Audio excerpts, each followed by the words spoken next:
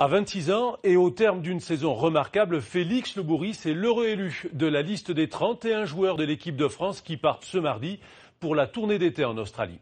Ce bleu des bleus qui a tapé dans l'œil de Philippe Saint-André est un jeune homme calme et réservé. Pour lui, l'amitié compte beaucoup. Vous allez pouvoir vous en rendre compte grâce aux images de Denier Mardinquer et un montage de Pierre Bascoul. Pour changer de statut, il faut parfois savoir sortir du bois au bon moment, sans oublier d'afficher sa présence. FLB pour Félix Le Bourhis, 3 initiales à retenir et une signature triangulaire. Quand je marche, je fais le signe du tatouage, je fais un triangle avec mes mains pour faire un signe à tous mes potes avec qui on a fait ce tatouage. Et puis c'est un petit clin d'œil à mes amis et je sais que ça leur fait plaisir, puis c'est devenu une petite habitude. Un tatouage symbole d'une amitié avec ses potes de son ancien club Montauban.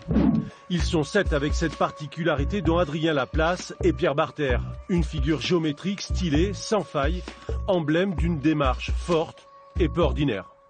On est une bande de 8, 9, peut-être 10 potes à partir chaque année en vacances à Arcachon, chez la famille Batut.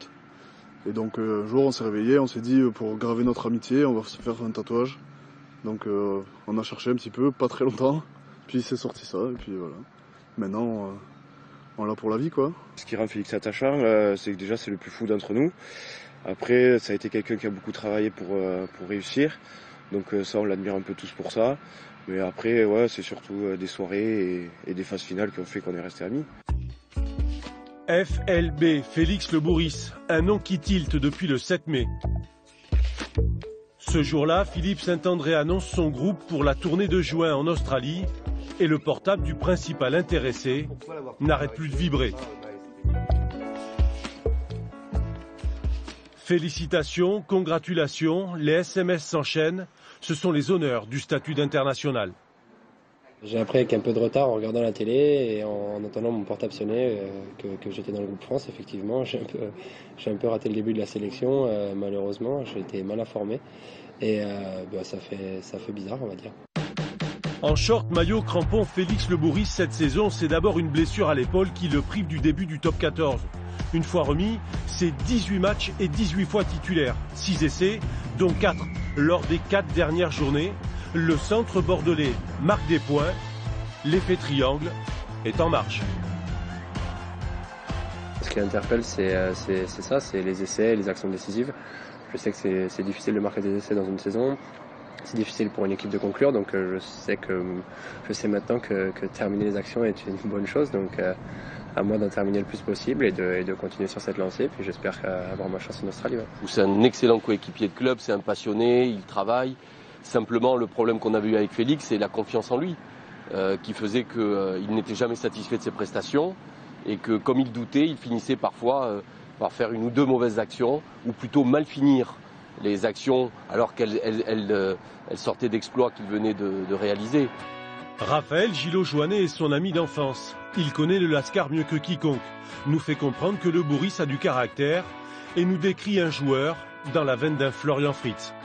Il s'est calmé un petit peu le jeune, mais c'est vrai qu'il est un peu sanguin et il a du caractère surtout et c'est ce qu'il faut aussi pour un bon joueur de rugby.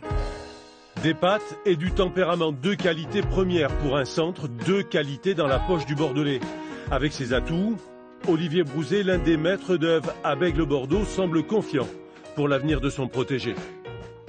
Il peut jouer effectivement à l'aile ou au centre. Et on sait que l'équipe de France, que ce soit dans ces 2 postes, est quand même assez bien lotie. Mais Félix a quand même une carte à jouer. Et le fait qu'il signe un long bail se fera dans la mesure où justement il a cette confiance et il arrive à acquérir cette expérience. Et il va continuer à en acquérir avec l'Union Bordeaux-Bègles sur les prochaines années. Et puis j'espère cet été en Australie.